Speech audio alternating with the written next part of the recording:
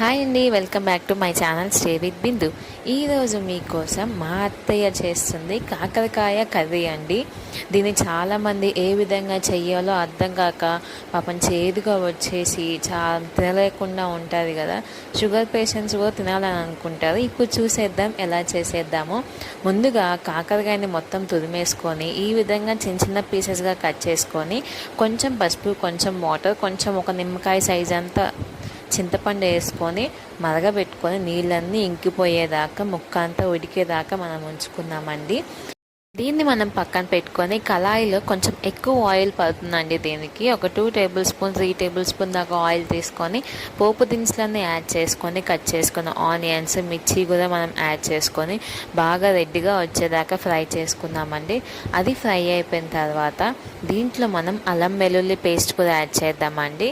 ఇక్కడ నేను ఒక 2 టేబుల్ స్పూన్ దాకా అల్లం వెల్లుల్లి పేస్ట్ యాడ్ చేస్తున్నారు. సో ఇది కదా కొంచెం మసాలా వాసన వచ్చేంత దాకా మనం మిక్స్ చేసుకొని పచ్చి వాసన పోయేంత దాకా ఉంచుకొని కొంచెం కరివేపాకు కూడా యాడ్ చేసుకుందాము. ఇదండి చాలా మంచిదండి హెల్త్కి. ఈ కర్రీని మీరు వీక్లీ వన్స్ అయినా ప్రిపేర్ చేసుకొని తినడానికి ట్రై చేయండి. నేను ఇప్పుడే మా అత్తయ్య దగ్గర నుంచి చూసుకొని ఏ విధంగా చేయాలో నేర్చుకున్నాను. సో మీరు ట్రై చేయండి ఒకసారి. ఇట్లాగా మనం ఉడకపెట్టుకున్న ముక్కలని ఆయిల్లో వేసేసుకొని ఇది కూడా కొంచెం ఫ్రై చేసుకుందామండి. ఆల్రెడీ మనం ఉడకపెట్టేసాం కాబట్టి ఆ చేదు అనేది కొంచెం ఉంటుందండి, మరీ ఉండకుండా ఉండదు అని చెప్పలేను, ఉంటుంది కొంచెం. ఒక 1 టొమాటో దాకా మనం కట్ చేసుకొని యాడ్ చేసుకుందాము. ఆ టొమాటో కూడా కొంచెం మగ్గేంత దాకా మూత పెట్టేసుకొని ఒక 5 మినిట్స్ ఉంచుకుందామండి.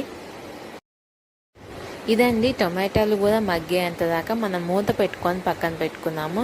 టొమాటో కూడా మగ్గిపోయిందండి. మనం ఈ విధంగా మిక్స్ చేసుకొని దీంట్లోకి మనకు కావాల్సిన సాల్ట్, కారం యాడ్ చేసుకుందామండి. చాలా టేస్టీగా ఉంటుంది.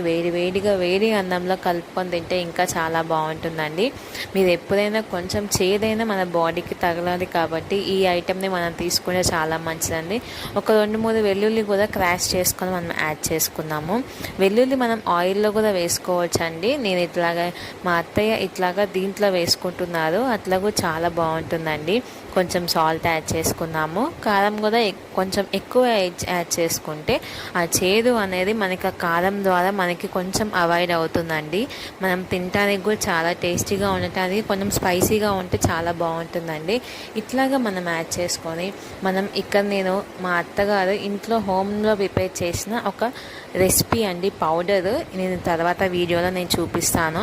ఆ పౌడర్ అండి మనం వెజిటేరియన్ కర్రీస్లో కానీ నాన్ వెజ్ కర్రీస్లో కానీ మనం లాస్ట్లో దించే ముందు యాడ్ చేసుకుంటే చాలా టేస్టీగా ఫ్లేవర్గా వస్తుంది.